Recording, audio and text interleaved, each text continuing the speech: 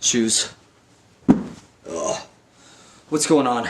I'm about to go on I don't know what I'm doing actually. I got like an 8, might even do a 10-mile run tomorrow just to see if I can. So I might go with the, or I definitely should go with my higher zone training. Maybe go for try to do a 15-minute run at a higher pace and get my heart rate up a little bit. That'll probably be the smart move to do.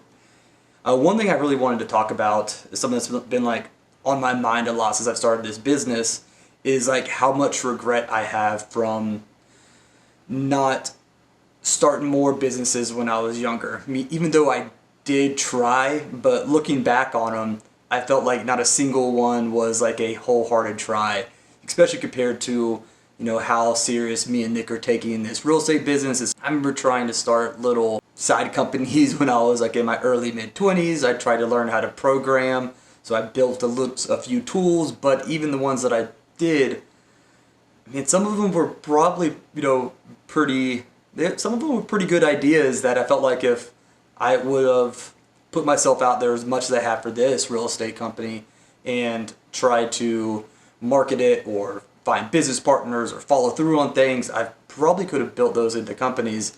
And I have a lot of regret that like I didn't commit myself as much as I should have. I feel like the reason why I didn't pursue those as serious as I had for this real estate, I always thought like, yeah, this isn't something that I want to do until I really figure out what I really want to do. Then I'll take that serious. And I feel like that was my biggest mistake. I should have treated them like they were the real thing to get the experience that I wish I had for this business. Because there's a lot of things that, you know, I'm learning on the job essentially. I have no idea what I'm doing in so many areas. It's kind of like figuring it out, which is fun, you know, because it's like learning. But like I feel like if I didn't have to go through all these learning processes, this business would be further along, smoother. Maybe I'd have more money, you know, just so I could do more projects or be more comfortable. So who knows? And I feel like someone can learn from my mistake is that like, just go start a company, doesn't matter what it is, selling anything, you know. It could be the simplest thing that you could find and just learn how to sell it, figure out how to market and sell yourself. Those skills would have been so transferable to, you know, what I'm going through right now.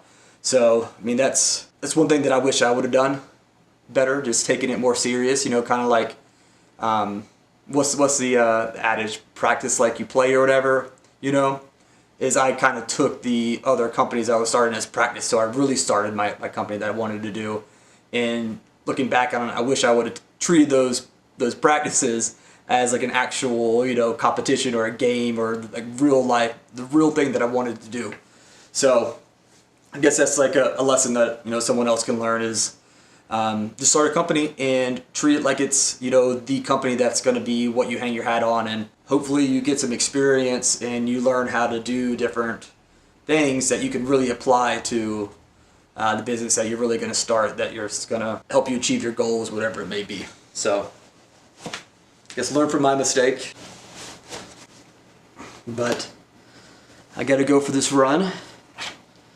So I'm out. Peace. But yeah, one thing I guess, since I'm like here, I might as well just bring it up. I like to end on, you know, updates with what's going on. That's kind of irrelevant to the actual, you know, video that I was posting. I'm really thinking about starting a podcast, and I'm kind of curious on what everyone's thoughts are. And obviously people are going to say, do it, you know, why not? Like, what do you have to lose? Like, you might as well. But I guess this is my idea. So I want to start a podcast that I interview ideally local business owners in like the Atlanta area and try to do like a more interview, not so much a conversational. I don't know why. I think it's because I want to keep it short and sweet and punchy. Like, had like 5 questions and only ask those 5 questions. So it only takes about 10 or 15 minutes for the interview.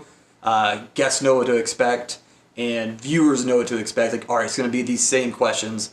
And the idea is I want to build a podcast that educates people on the things they need to focus on when starting a company. You know, like asking like a business owner, what do you wish you did more of when you started? What did you waste your time doing? You know, what are your regrets?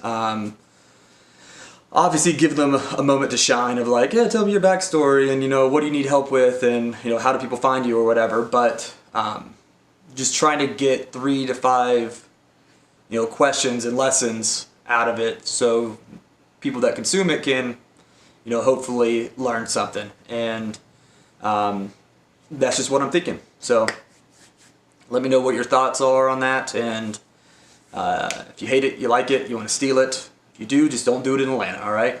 I'll be pissed. Peace.